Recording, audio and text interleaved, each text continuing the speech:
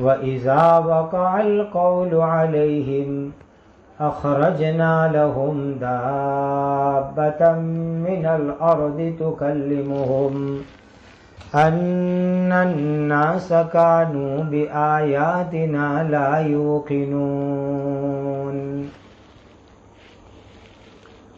یہ سورہ نمل کی 82 نمبر کی آیت کریمہ ہیں۔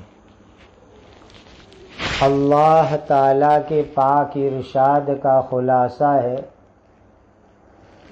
اور جب ان لوگوں پر ہماری بات پوری ہونے کا وقت آ پہنچے گا، یعنی قیامت قریب ہوگی، تو ہم ان کے لیے زمین میں سے ایک عجیب جانور نکالیں گے جو ان سے بات کرے گا، اس واسطے کہ کافر لوگ ہماری آیتوں پر یقین نہیں رکھتے تھے۔ قیامت کے قریب بالکل آخری نشانی، یعنی قیامت بالکل قریب ہوگی، اللہ تعالیٰ زمین میں سے ایک عجیب جانور نکالیں گے، اور وہ جانور انسانوں سے بات کرے گا، یوں بات کرے گا کہ کافر لوگ اللہ کی آیتوں پر، قیامت کی آیتوں پر یقین نہیں رکھتے، لیکن اب قیامت آ گئی اور جانور کا ظاہر ہونا یہ بھی قیامت کی ایک نشانی اور علامت تھی۔ قیامت سے پہلے ایک عجیب و غریب قسم کا جانور نکلے گا۔ لفظ دابۃن کی جو تنوین ہے وہ بھی یہی بات بتلاتی ہے۔ عام طور پر جانور نر مادہ مذکر مؤنث میل فیمیل سے پیدا ہوتے ہیں، لیکن یہ جانور پیدائشی نہیں ہوگا، کسی نر مادہ کے ملنے سے پیدا نہیں ہوگا، بلکہ اچانک زمین سے نکلے گا۔ مکۃ المکرمہ میں جو صفا پہاڑ ہے وہ پہاڑ پھٹے گا اور پہاڑ میں سے یہ جانور نکلے گا۔ اپنے سر کے اوپر مٹی ہوگی، وہ ادھر ادھر اڑائے گا، جھاڑے گا، اور مسجد میں آئے گا، حرم شریف میں آئے گا۔ حجر اسود ہے، مقام ابراہیم ہے، اس کے بیچ میں پہنچ جائے گا۔ لوگ اس جانور کو دیکھ کر بھاگنے لگیں گے، لیکن کچھ اللہ کے بندے وہاں رہ جائیں گے۔ یہ جانور ان کے چہروں کو ستاروں جیسا چمکدار بنا دے گا۔ اس کے بعد پھر وہ دنیا کی الگ الگ زمین کی طرف جائے گا، کافر کے چہرے پر کفر کی نشانی لگائے گا، ہر ایک کو وہ پکڑے گا، مومن اور کافر کو پہچانے گا، مومن کا چہرہ چمکے گا اس جانور کے ملاقات سے، اور کافر کے چہرے پر کفر کی نشانی لگائے گا۔ یہ جانور ایسے زمانے میں نکلے گا کہ دنیا میں امر بالمعروف، بھلی بات، اچھی بات سکھلانا بند ہو جائے گا، نہیں انل منکر، لوگوں کو برائی سے روکنا بند ہو جائے گا۔ اس زمانے میں کافر اسلام قبول نہیں کریں گے۔ بالکل آخری زمانے کے اندر یہ جانور نکلے گا، اور عجیب طرح کا یہ جانور ہوگا۔ اس جانور کے بارے میں اگر زیادہ ڈیٹیل اور تفصیل دیکھنی ہو تو ہماری ایک کتاب ہے قیامت کی نشانیاں، اس کے اندر اس جانور کے بارے میں پوری تفصیل ہم نے لکھی ہے۔ اور سورت میں مسجد علی میں جو حدیث شریف کی ہماری منتھلی ماہانہ مجلس ہوتی ہے، وہ مجلسیں بھی انٹرنیٹ پر موجود ہے، اس میں بھی وہ جانور کے بارے میں پوری ڈیٹیل کی مجلس ہے، اس کے اندر آپ سن سکتے ہیں۔ ہماری ویب سائٹ نورانی-مکاتب.com کے اوپر آپ کو یہ پورے ڈیٹیل کے بیان آپ کو سننے کو ملیں گے۔ تو یہ جانور صفا پہاڑ سے نکلے گا اور عجیب طرح کا یہ جانور ہوگا، قیامت کی آخری نشانی ہوگا، بہت تیز دوڑتا ہوگا، بہت تیز دوڑتا ہوگا۔ اور یہ جنرلی جو جانور ہوتے ہیں اس جانور سے وہ بہت بڑا ہوگا، اور مکہ میں نکلے گا، یمن میں نکلے گا، جنگل میں جائے گا، دنیا میں دور دور جائے گا۔ دیکھو اس وقت کے اوپر ایسی ٹیکنالوجی آگے بڑھ رہی ہے جو جانور سے لوگ بات کرنے کی باتیں کرتے ہیں، اور بہت سارے پرندے اور برڈ بولتے ہیں، کچھ بات ان کو سکھا دو تو وہ بولنے لگتے ہیں۔ اس سے بھی اندازہ ہوتا ہے کہ اللہ تعالیٰ ایسے جانور کو پیدا کرے جو بولے، انسانوں سے بات کرے، یہ کوئی عقل سے دور بات نہیں ہے، سمجھ میں آنے والی بات ہے۔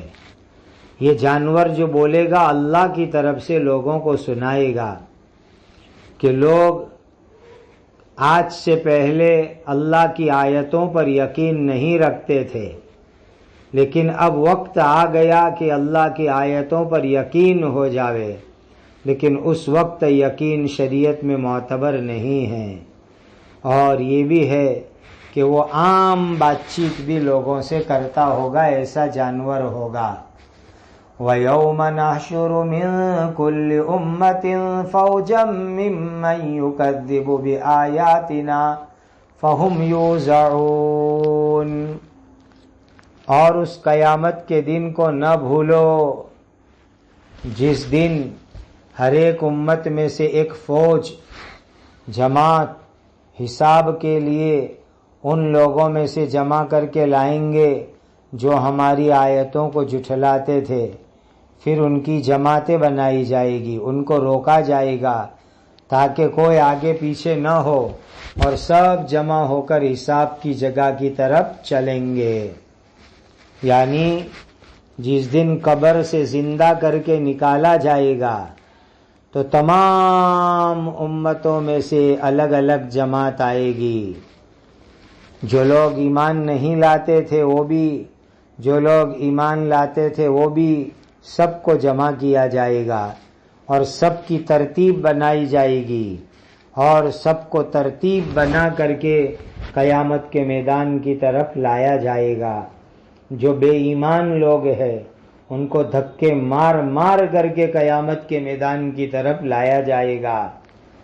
عجیب بات، جب اللہ نے ان کو دنیا میں زندگی دی تھی تو یہ لوگ قیامت کو مانتے نہیں تھے، قیامت کو جھٹلاتے تھے، اور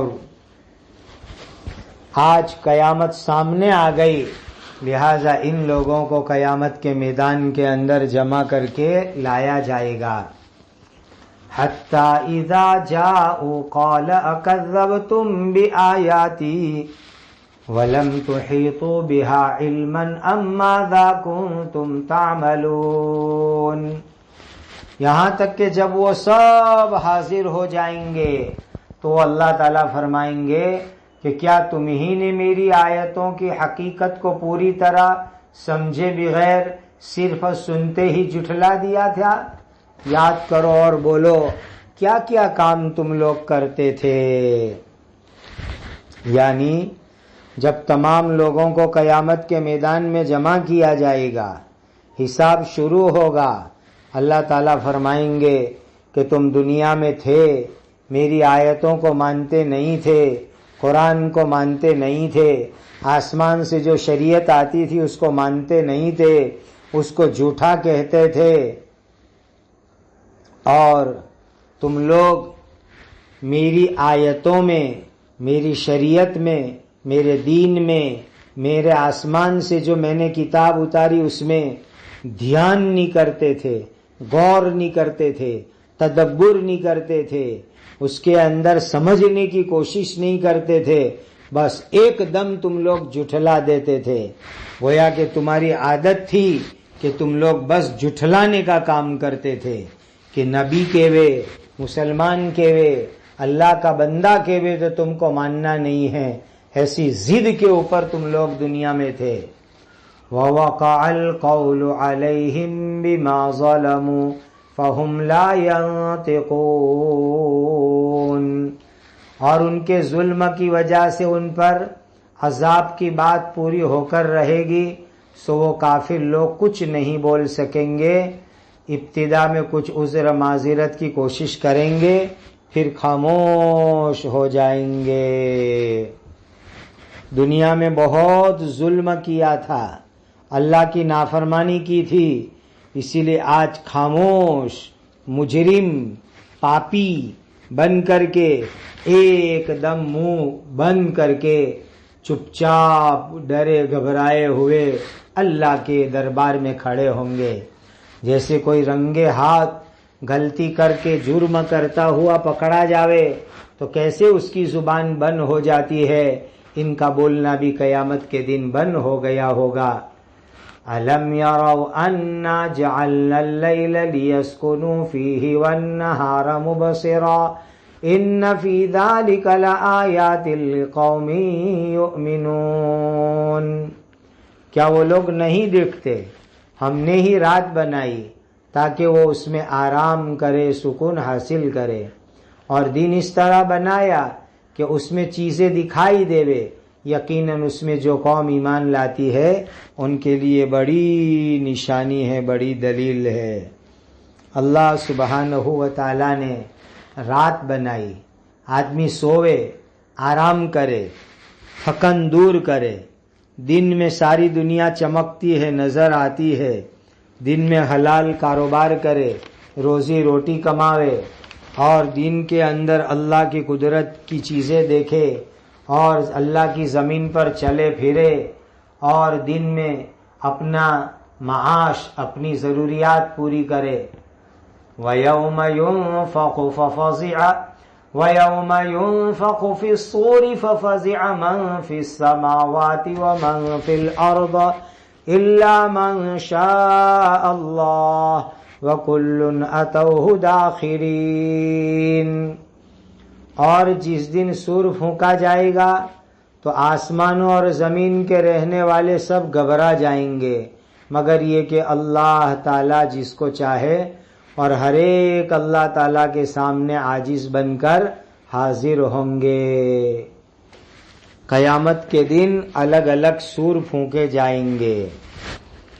ایک سور پھونکا جائے گا سب سے پہلا، تمام انسان، جانور، جنات، پرندے گھبرائیں گے، بے چین ہو جائیں گے، اس کو نفخہ فزع کہتے ہیں۔ پھر دوسرا سور پھونکا جائے گا، تمام انسان، جانور، جنات، پرندے مر جائیں گے، اس کو نفخہ صعق کہتے ہیں۔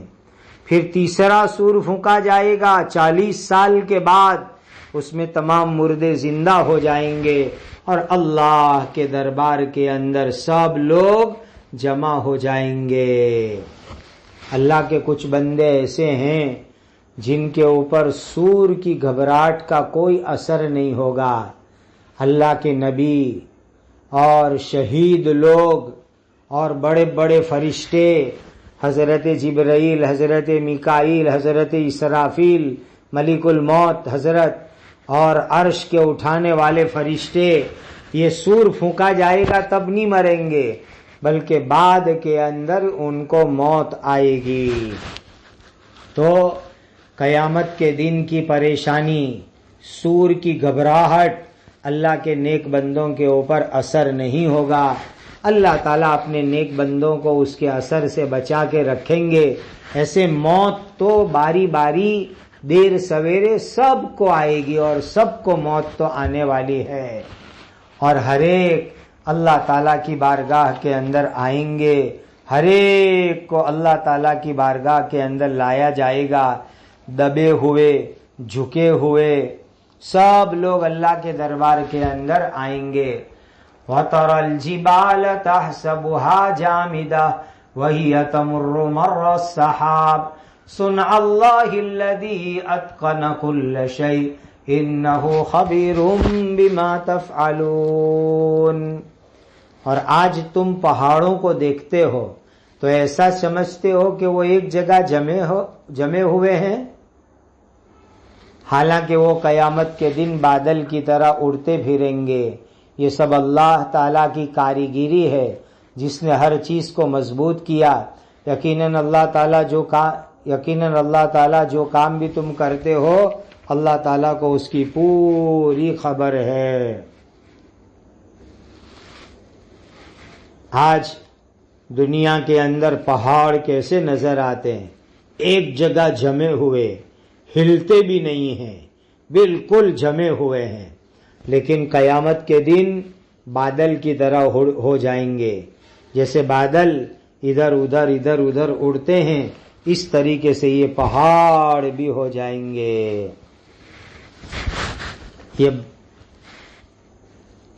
یہ پہاڑ قیامت کے دن بادل کی طرح ادھر ادھر اڑتے ہو جائیں گے۔ پہاڑ اس وقت ایک جگہ جمے ہوئے ہیں، لیکن وہ ہلتے ہیں، اس کے اندر حرکت ہے، وہ وائبریٹ کرتے ہیں۔ اور یہ جو بڑے بڑے پہاڑ ہے اس کی قیامت کے دن الگ الگ حالت ہو جائے گی۔ بعض پہاڑوں کے بارے میں آیا کہ زمین میں زلزلہ آئے گا تو پہاڑ پر بھی زلزلہ آئے گا، پہاڑ توڑ پھوڑ دیے جائیں گے، بڑی بڑی چٹان بھی روئی کی طرح ہو جائے گی۔ کہیں قرآن میں فرمایا کلا اذا دکت الارض دکا دکا، کہیں فرمایا اذا زلزلت الارض زلزالہا، کہیں فرمایا وتکون الجبال کالعہن المنفوش، کہیں فرمایا وتکون الجبال کالعہن، کسی جگہ فرمایا وبست الجبال بسا فکانت ہباء منبثا، کہیں فرمایا فقل ینسفها ربی نسفا۔ تو یہ پہاڑ چورا چورا ہو جائیں گے، ریزہ ریزہ اڑے ہو جائیں گے، ہوا کے اندر اڑتے پھریں گے، اور جو ہے بالکل باریک روئی کی طرح اڑتی ہوئی مٹی کی طرح ہو جائیں گے۔ یہ اللہ کی قدرت ہے، اللہ کی حکمت ہے۔ اللہ سبحانہ و تعالی ہر کام کو جو چاہے وہ اللہ سبحانہ و تعالی کر سکتے ہیں۔ اللہ تعالیٰ کے لیے کوئی چیز مشکل نہیں ہے۔ اللہ تعالیٰ بڑی زبردست، بڑی عجیب و غریب قدرت والے ہیں۔ جس نے اتنے مضبوط پہاڑ بنائے وہی اللہ تعالیٰ پہاڑ کو ریزہ ریزہ چورا چورا بھی کر سکتے ہیں۔ مَن جَاءَ بِالْحَسَنَةِ فَلَهُ خَيْرٌ مِّنْهَا وَهُمْ مِّن فَزَعٍ يَوْمَئِذٍ آمِنُونَ۔ جو شخص بھی کوئی نیکی لے کر حاضر ہوگا تو اس کو اس کی نیکی سے بہتر بدلہ ملے گا، اور وہ لوگ اس دن کی گھبراہٹ سے امن اور چین کے اندر ہوں گے۔ جنہوں نے کلمہ طیبہ لا الہ الا اللہ پڑھا، جنہوں نے اچھے اعمال کیے، ان لوگوں کو اللہ تعالیٰ قیامت کے دن بہترین بدلہ دیں گے۔ ہر نیکی کے بدلے میں کم سے کم 10 گنا 700 گنا اللہ تعالیٰ دیں گے، جنت دیں گے، جنت کی ہمیشہ کی نعمت دیں گے۔ سب لوگ گھبرائے ہوں گے، مصیبت میں ہوں گے، پریشانی میں ہوں گے، لیکن اللہ تعالیٰ تقوی والوں کو بہت اطمینان، سکون، چین عطا فرمائیں گے۔ وَمَن جَاءَ بِالسَّيِّئَةِ فَكُبَّتْ وُجُوهُهُمْ فِي النَّارِ هَلْ تُجْزَوْنَ إِلَّا مَا كُنتُمْ تَعْمَلُونَ۔ اور جو شخص بھی برائی لے کر حاضر ہوگا تو ایسے لوگ اوندھے منہ آگ میں ڈال دیے جائیں گے۔ جو اعمال تم کرتے تھے تم کو انہی کی سزا دی جا رہی ہے۔ ہاں بھائی ہاں، برے کام کرنے والے اوندھے منہ جہنم کی آگ کے اندر ڈال دیے جائیں گے۔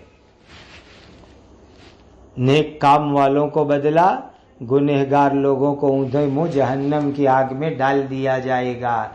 اور یہ اللہ کی طرف سے ظلم نہیں، دنیا میں جو گندے کام کرتے تھے اس کی سزا جہنم، انما امرت ان اعبد رب هذه البلدة الذي حرمها وله كل شيء وامرت ان اكون من المسلمین.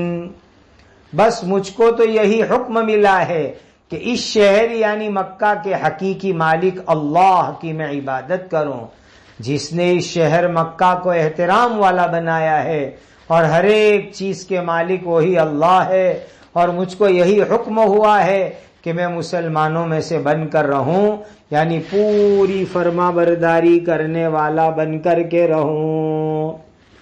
حضرت نبی کریم صلی اللہ علیہ وسلم کے پاس اللہ نے اعلان کرا دیا کہ محمد صلی اللہ علیہ وسلم اعلان کر دو، مجھے تو یہ حکم ملا ہے کہ میں اللہ کی عبادت کروں جس اللہ نے مکہ کو احترام والا بنایا ہے، سب چیز اللہ کی مالکی میں ہے، اور مجھے یہ حکم ہوا ہے کہ میں اللہ کی عبادت کرنے والا بن کر کے رہوں.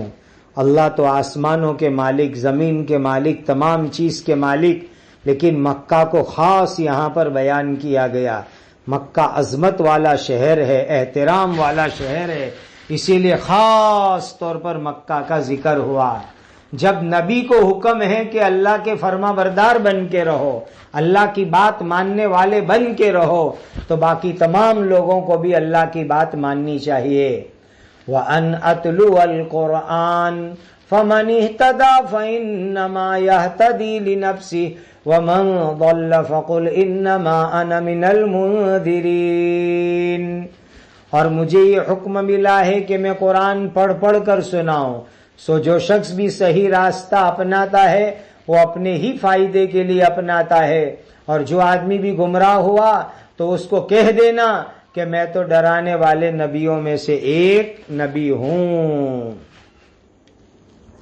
نبی کا کیا کام؟ قرآن پڑھ کے سنانا.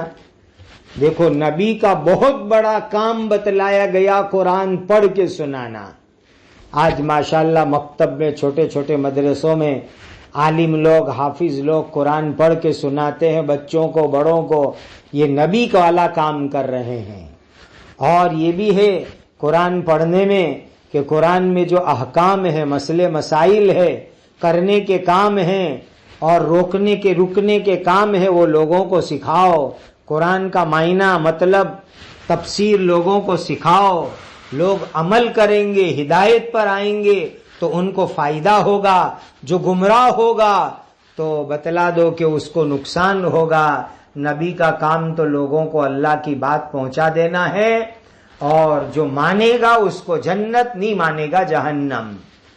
وَقُلِ الْحَمْدُ لِلَّهِ وَسَلَامٌ وَقُلِ الْحَمْدُ لِلَّهِ سَيُرِيكُمْ آيَاتِهِ فَتَعْرِفُونَهَا وَمَا رَبُّكَ بِغَافِلٍ عَمَّا تَعْمَلُونَ. اے نبی تم کہہ دو تمام تعریفیں تو اللہ تعالیٰ ہی کے لیے ہیں، شکر اللہ کے واسطے.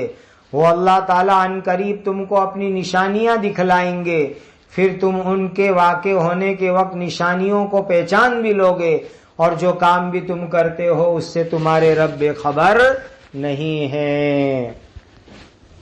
حضرت نبی کریم صلی اللہ علیہ وسلم کو کہا گیا آپ پڑھو الحمدللہ، آپ لوگوں کو سناؤ الحمدللہ. ساری خوبی اللہ کے لیے، ساری تعریف اللہ کے لیے، ساری قدرت اللہ کے لیے، سارا علم اللہ کے لیے، پوری حکمت اللہ کے لیے. وہ اللہ اپنی حکمت سے قیامت لائیں گے. اللہ قیامت کی نشانیاں، قیامت کے واقعات تم کو دکھلائیں گے، تم کو پتہ چل جائے گا اور تم مان لو گے. لیکن قیامت آوے اور قیامت کو مانو تو اس سے کوئی فائدہ نہیں ہوگا، بلکہ قیامت کے آنے سے پہلے قیامت کو مانو، ایمان لے آؤ، گناہ سے اپنے آپ کو بچاؤ تو فائدہ ہوگا. باقی قیامت کے آنے کے بعد اگر تم قیامت پر ایمان لاؤ گے، مانو گے، تو اس کی وجہ سے تم کو کوئی فائدہ نہیں ہوگا. اللہ تعالی اپنی قدرت کے نمونے دکھاتے ہیں، نبی کی سچائی کے نشانیاں دکھلاتے ہیں. اس کو مان لو، بعد میں ماننے سے کوئی فائدہ ہونے والا نہیں ہے۔ تمہارے ہر عمل کی اللہ تعالیٰ کو خبر ہے، لہذا اللہ تعالیٰ اس کے مطابق تم کو بدلہ دیں گے۔ اللہ سے ڈرو، اللہ کو یاد کرنے والے بنو۔ اللہ تعالیٰ ہم سب کو اس کی توفیق اور سعادت عطا فرمائے۔ اس 93 نمبر کی آیت کے اوپر آ کر الحمدللہ سورہ نمل مکمل ہوئی۔ اللہ تعالیٰ اس میں جو برکتیں ہیں، علوم ہیں، اس سے مجھے آپ کو دنیا اور آخرت کے اندر مالا مال فرماوے، اور اللہ سبحانہ و تعالیٰ اپنی قدرت کا آپ کو مجھے یقین عطا فرمائے۔